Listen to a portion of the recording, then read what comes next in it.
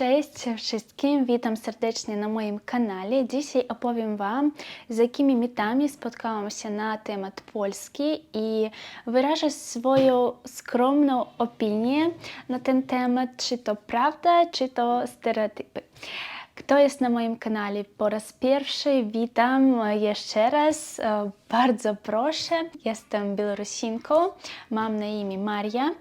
Wraz z rodziną przeprowadziliśmy się do Polski, do Krakowa od 2 lat. Zaczynajmy. Mit albo stereotyp pierwszy. Polska jest krajem tylko dla Polaków. Wiele osób uważa, że Polacy są nacjonalistami, ksenofobami, że oni źle akceptują obcokrajowców. Ale ja z tym nigdy w ogóle nie zgadzam się, ponieważ Polska jest państwem wielonarodowym, w którym żyją przedstawiciele różnych narodowości i kultur. Spójrzmy na liczby. W Polsce mieszka ponad 1 milion obcokrajowców. Wśród obcokrajowców jest najwięcej Ukraińców, 67%. Na drugim miejscu są Białorusini, 11%. A są też ludzie z Gruzji, Indii, Rosji, Wietnamu, Niemiec, Włoch i innych krajów. Oczywiście konflikty pomiędzy obcokrajowcami a Polakami pojawiają się okresowo.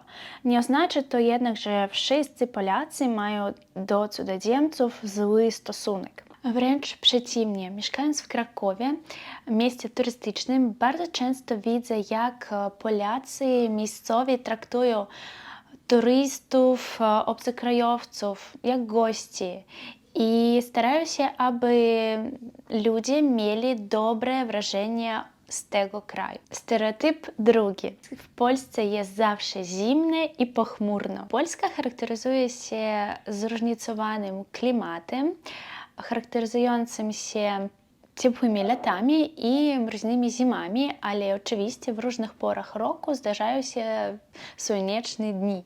Ale spójrzmy na dane dotyczące najbardziej słonecznych miejsc na świecie. Jak widać, w Ameryce, w Arizonie słońce świeci 4015 godzin w roku, co równa się 167 dniom w roku. W Polsce jest tylko około 66 słonecznych dni, czyli 1600 godzin w roku. Oczywiście dla ludzi, którzy mieszkają w takich ciepłych, słonecznych krajach, Polska będzie wydawać się szara i pochmurna, ale jeśli porównamy to z Białorusią, w której tylko 30 słonecznych dni w roku, to Polska jest 2 razy bardziej słoneczna. Stereotyp trzeci. W Polsce wszyscy jedzą tylko kiełbasę i żurek.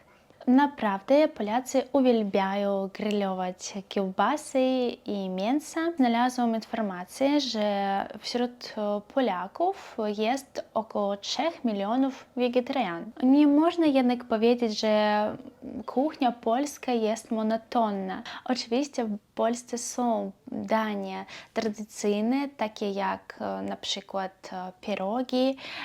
W sklepach są całe oddziały z pierogami, ale pierogi nie przypadły mi do gustu, mojej rodzinie i nie wiem, może nie znalazłam najsmaczniejszych. Proszę, napiszcie w komentarzach, jakie są najsmaczniejsze i obowiązkowo je wypróbuję.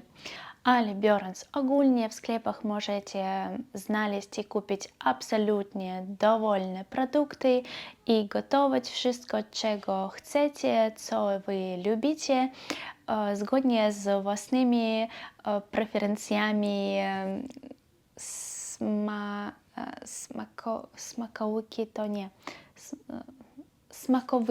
smakowymi preferencjami. Stereotyp czwarty.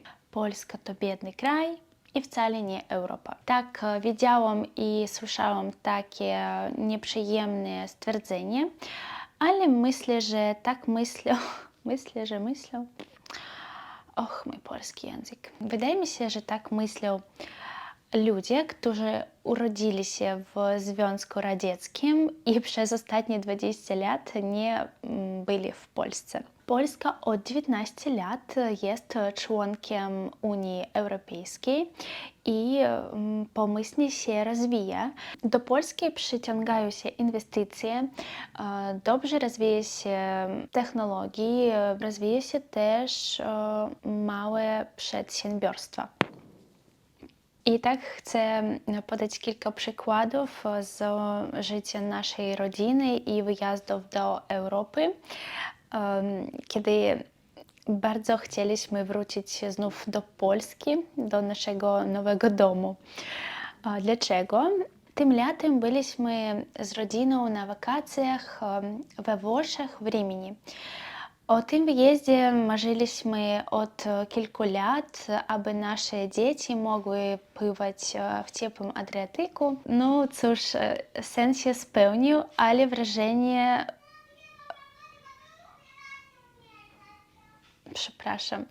wrażenie pozostało smutne. Włochy to z pewnością bogaty kraj, ale podejście do porządku, do czystości, obsługi jest po prostu obrzydliwe, okropne. W Polsce jest dużo czyściej i schludniej. Już nie mówię o infrastrukturze, która w Polsce jest budowana wygodniej niż we Włoszech. Więc tak, byliśmy w różnych krajach europejskich i dla siebie, przynajmniej dla siebie, nie zauważyliśmy żadnej poważnej zewnętrznej różnicy.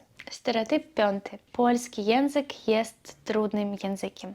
I tutaj wszystko jest subiektywnie. I zależy od tego, jaki jest twój język ojczysty.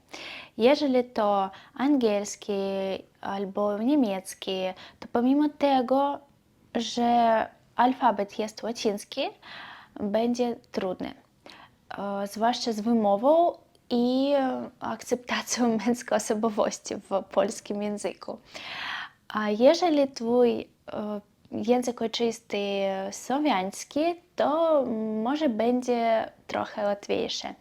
Jako Białorusinka mogę powiedzieć, że język białoruski i polski są podobne, ale dla mnie nadal trudno rozmawiać i wymawiać wszystkie dźwięki, tak żeby brzmiało prawidłowo i po polsku. Ja słyszę, że moja wymowa nie taka jak wymowa u Polaków.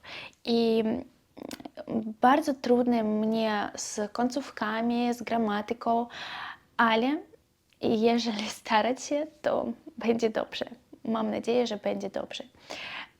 Uczę się polskiego od 2 lat i zawsze coś znajdę nowego dla siebie i zawsze myślę, że nigdy go nie nauczę się. Więc tak, myślę, że trzeba ciężko pracować, żeby opanować ten język. Na dzisiaj to wszystko. Dziękuję za obejrzenie. Bardzo wdzięczna za jakąkolwiek aktywność na kanale, za komentarze, za palec w górę, subskrypcję, może nawet drobne wsparcie finansowe na kawkę. Link w opisie. Do zobaczenia ponownie w nowych filmach. Cześć!